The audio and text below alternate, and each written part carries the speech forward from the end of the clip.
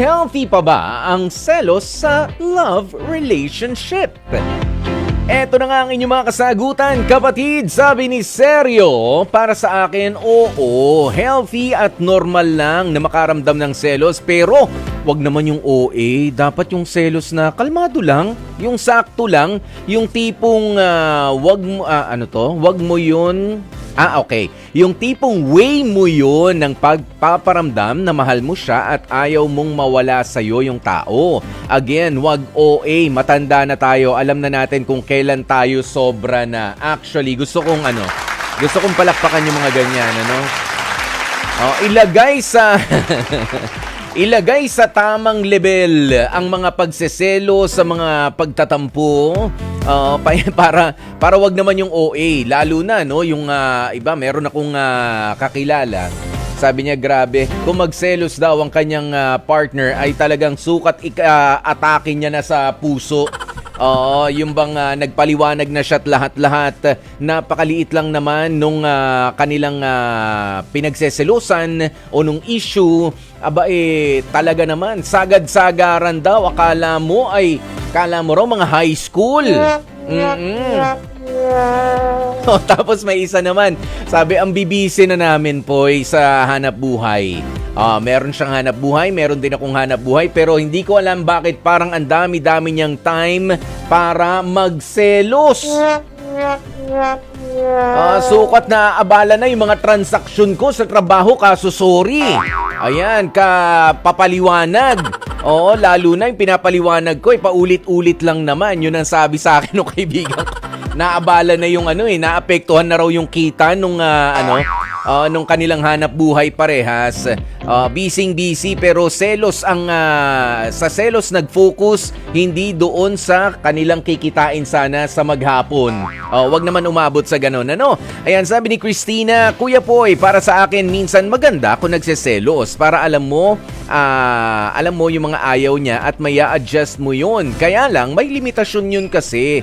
Minsan sobra na at nakakasakal na rin, hindi na maganda. Salamat at happy listening po sa lahat. Thank you, Christina. Naman lalo na nga po sa ganitong init ng panahon, stressful na nga ang mga pangyayari sa paligid.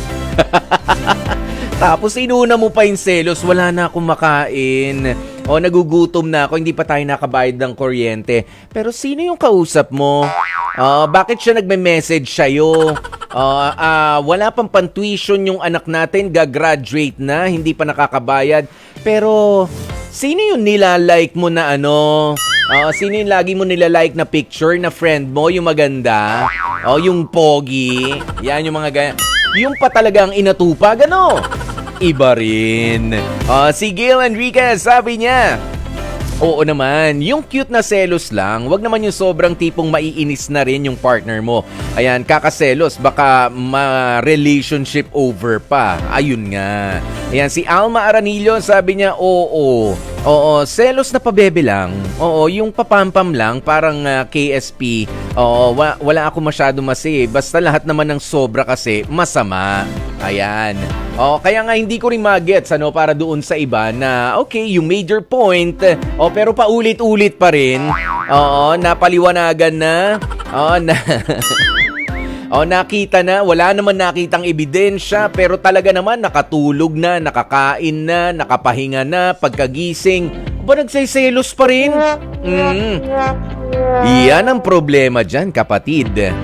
Wag nyo masyadong inaaksaya, ha? Yan naman ang masasabi ko. Wag masyadong inaaksaya ang inyong mga oras sa kaseselos, lalo na nga, katulad yung sabi ko kanina, naapektuhan na yung mga pangkabuhayan ninyo.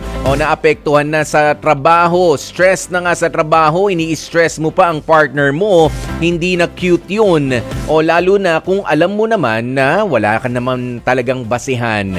Lalo na kung alam mo naman na it's a petty issue lang.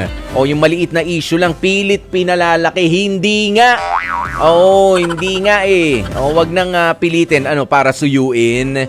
Nakakapagod din yan para sa iba. Sa totoo lang yung sinusuyo-suyo, mga kapatid, okay yan. Pero kapag lagi na lang yun ang paraan mo, magseselos ka, maggagalit-galitan ka para lang suyu-suyuin, para mahawakan, maakbayan, lambingin ng partner mo. Aba, teka lang, be considerate enough also. Lalo na kung meron din siya mga ibang kailangang i-achieve naman sa maghapon.